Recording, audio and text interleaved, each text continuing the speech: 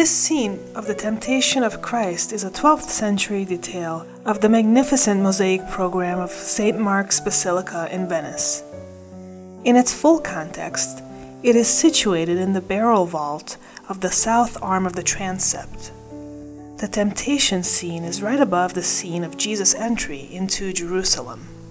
On a golden background depicting the heavenly realm, the mosaic tells the story of Jesus' temptation through a series of symbols. Moving from left to right, the figures of Christ and the devil are repeated in a pattern.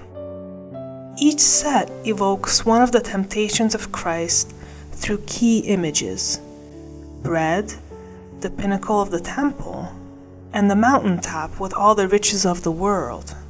The angels on the right who come to minister to Christ close the visual narrative, as the devil flees downward under them to escape the scene. This presentation of the temptation story assumes that the viewer is familiar with it. Each of the symbols serves to jog our memory and to help us recall the story we already know.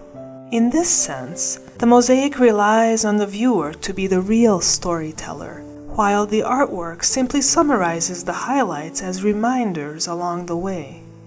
By casting the viewer as the storyteller, the artwork invites us into the story in a special way, challenging us to share the good news of it with others.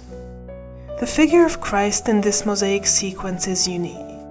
This is not the man who endured the desert for 40 days among wild animals, but instead Christ the lawgiver, holding a scroll in one hand, strong, steady, and wearing dignified robes.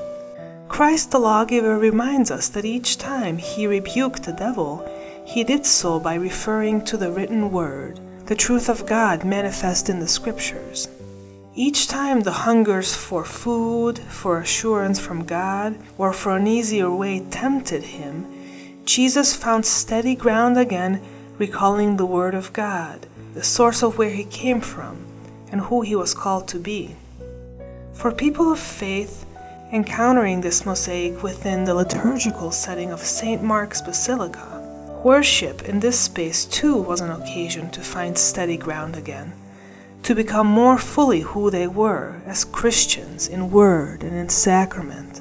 This mosaic spoke to them of this steady ground, but also invited them to be storytellers so that through them, others too could find this steady ground as well.